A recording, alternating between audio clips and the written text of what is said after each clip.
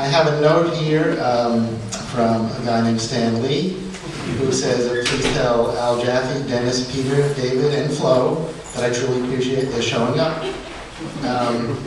Although it's probably for the great food you guys serve, so I think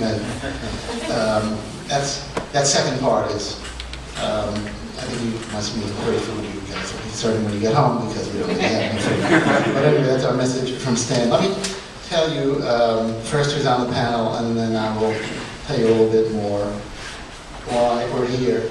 Starting on my right is Peter Sanderson, who was a comics guru, penning books, journals, articles, and criticism and producing documentaries on comics. Peter was Marvel's first archivist and was main writer of the official handbook of the Marvel Universe. In an article in the Stanley Universe, which is this book here, conveniently on sale, is Peter analyzes Stan's writing, and we'll be talking a little bit about that. Next to Peter is Denny O'Neil, who was one of comics' most acclaimed writers, it says here. And it's true. He brought social consciousness to the medium with the groundbreaking Green Lantern, Green Arrow series. His work on Batman as a writer and editor returned that character to its dark, gothic roots. Denny worked closely with Stan in the 60s and speaks in the Stanley Universe about learning from Stan in those early years of Marvel's development. Al Jaffee was an editor, writer, and artist for Stan and timely later Marvel Comics during the 40s and 50s.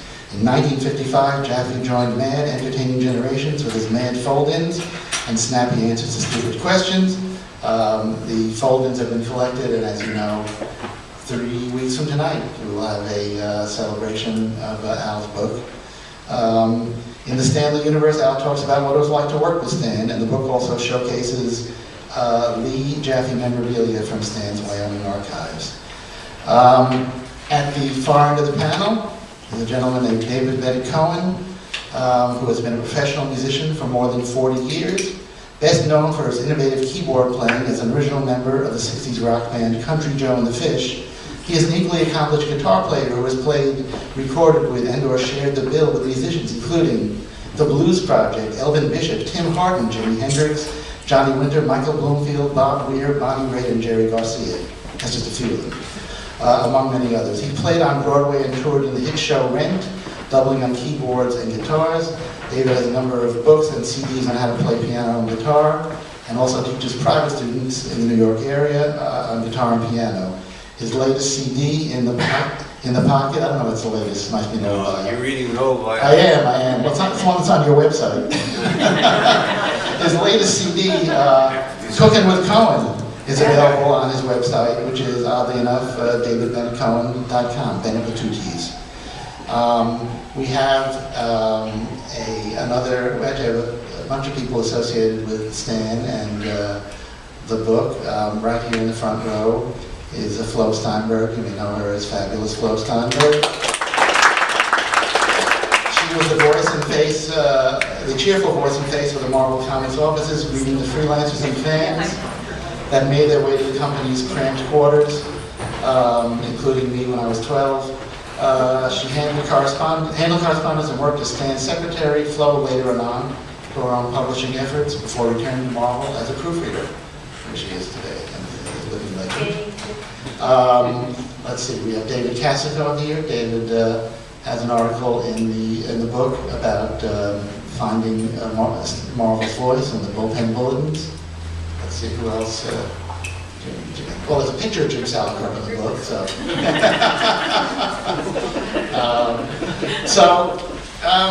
A little background on the book.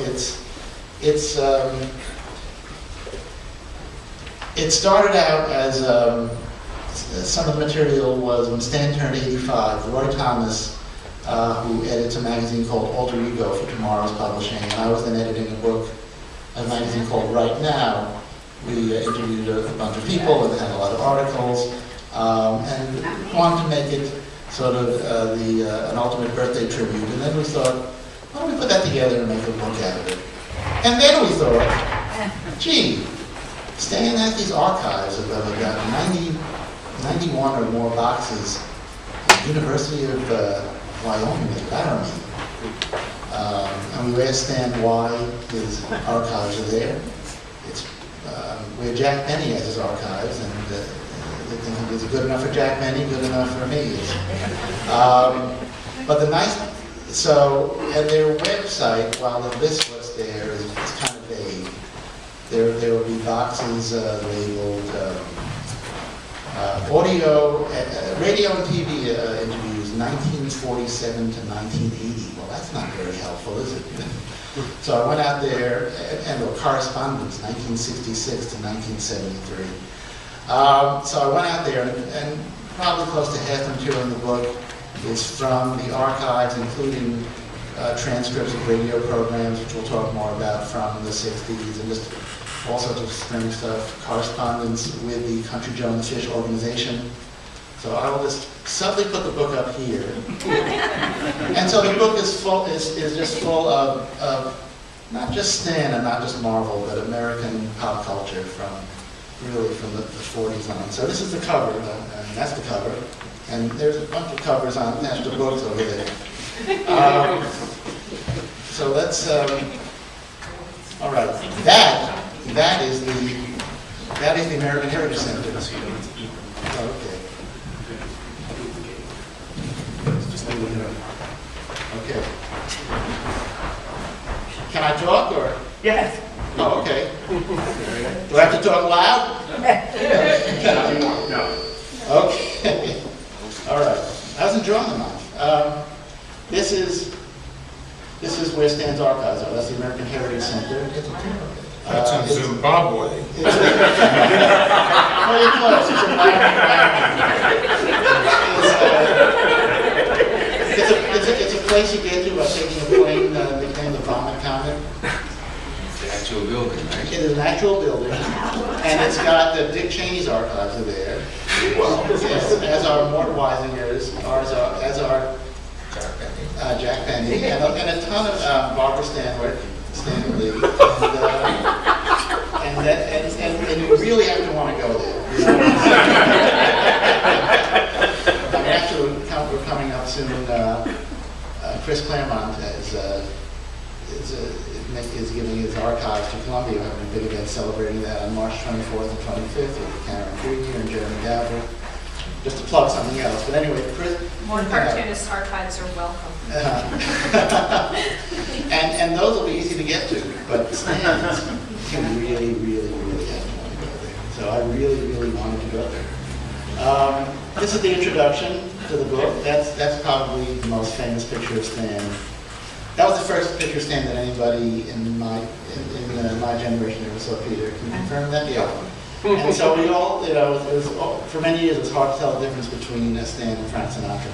And the introduction, who is Stanley, why was every nurse, and you know, I'm not going to read you the introduction, but that's, and we go from there to an article about Stan. In the 50s, he and Joe Meneely. Joe Meneely was Stan's go-to guy in the 50s. He was a prolific, brilliant cartoonist. He could work in all genres, humor, action adventure, historical, you name it. And he died tragically down and fell between the cars of a commuter train in his late 30s. So that's sort of always been, one of the big what-ifs. What if Joe Meneely had lived? What would Marvel Comics have been like? So here are Joe and Stan. This the character on the right, and this is from an article from Editor and Publisher magazine. They were doing had sold a newspaper strip called Mrs. Lyon's Cubs. So it was about a mother who had a kid who was in the Cub Scouts and his friends, and they'd sing the anthems. That's Joe in the upper left in the photo. That's Joe and Stan. That's and again, this is all everything I'm showing you is in the book. And there's a sample strip. There's a caricature of Joe taking Stan's corrections on his work very calmly.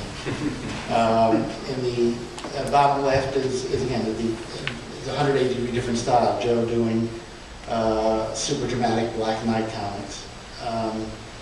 And then in the book we have what I call Gold and Silver Memories, interviews with as many people as I could find who worked with Stan, including John Romita Sr. Oh, he was going to be at the Columbia event. He did. With his son, yeah. Okay. And Gene Cohen, who we lost this past year. It's a great. There's a script meeting. There's Gene's humorous version of a script conference between him and Stan.